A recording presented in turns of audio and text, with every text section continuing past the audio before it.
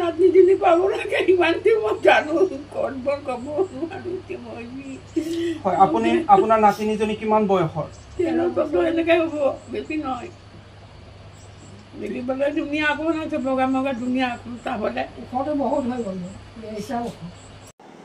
হয় আমাৰ এইটো অঞ্চলৰে আব্দুল হালিম লালটু নামৰ লালটু ছোৱালীজনী আইছা বেগম আৰু তাৰ লগত আৰু এগৰাকী ছোৱালী আছিলে শোভা বুলি দুয়োগৰাকী যোৱাকালি দিনৰ 1টা বজাৰ পৰা নিৰুদ্দেশ হৈ আছে আমি সন্ধিয়া 6টামান বজাৰ পৰাহে গম পাওঁ যে তেওঁলোক নাইকিয়া তাৰ পাছত আমি বিভিন্ন ঠাইত বিচাৰ কৰোঁ বিচাৰিবলৈ যাওঁ তেওঁলোকক আমি ক'তো নাপাওঁ তাৰ পাছত অৱশেষত আমি নিশা 11টা বজাত আমি আৰক্ষীক অৱগত কৰিছোঁ বৰ্তমানলৈকে আমি তেওঁলোকৰ কোনো সুসূত্ৰ লাভ কৰা নাই আমি সন্দেহ কৰিছোঁ যে তেওঁলোকক কোনোবাই কিবা প্ৰভুলন দি কেনে ক'ৰবালৈ লৈ গৈছে বুলি সেইটোতো আমি 100% ভাবিছোঁ কাৰণ বৰ্তমান যি পৰিস্থিতি সেই পৰিস্থিতি সাপেক্ষেতো এনেকুৱা ঘটনা ঘটিছে বুলি আমি সন্দেহ কৰিছোঁ মইতো গম নাপাওঁ মইতো কামত আহিছিলোঁ ইয়াত পাছত মই যেতিয়া গৈ আছোঁ তেতিয়া আণ্টিয়ে ক'লে যে সভা ক'ত গ'ল তই গম পাওঁ তই মই ক'লোঁ মই গম নাপাওঁ বুলি মোক কোৱাই নাই একো কোৱাই নাই তেতিয়া মই ঘৰত গুচি গ'লোঁ পাছত শুনি পাইছোঁ যে গাঢ়া লাইনত একটা ছোৱালী সিও নাই দুটা একেলগতে নাই মই একো গম নাপাওঁ আৰক্ষীক এজাহাৰ দাখিল কৰিছে নেকি আপোনালোকে নাই আকৌ ঘৰলৈ যাম বুলি কৈছিলে তাৰপিছত ওলাই গ'ল 3টা বজাত 15 মিনিটত ইয়াত ই ৰিক্সা এটাত লৈ পেলাই ঘৰৰ পৰা অহা যোৱাৰ কাৰণে 50 টকা দিলে তাক গ'ল কিন্তু গৈ পেলাই তেখেত ৰাতি ঘূৰি আহিম বুলি কৈ দিলে কিন্তু তাক মানে ঘৰলৈ যোৱা নাই আৰু ঘূৰিও অহা নাই কিশোৰীগৰাকী আপোনালোকৰ ইয়াতে আছিলে নেকি ইয়াতে আছিলে ইয়াতে কি সন্দেহ কৰিছে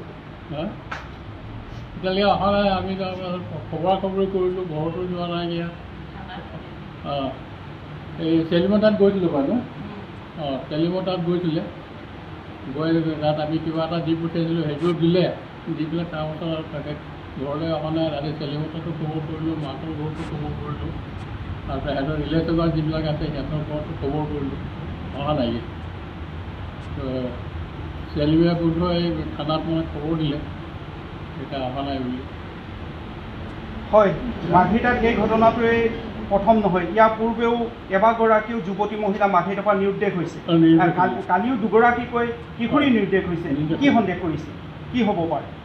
কি হ'ব পাৰে আমিও ইমান ধৰিব পৰা নাই এতিয়া বাহিৰা কিবা হেৰি আছে নেকি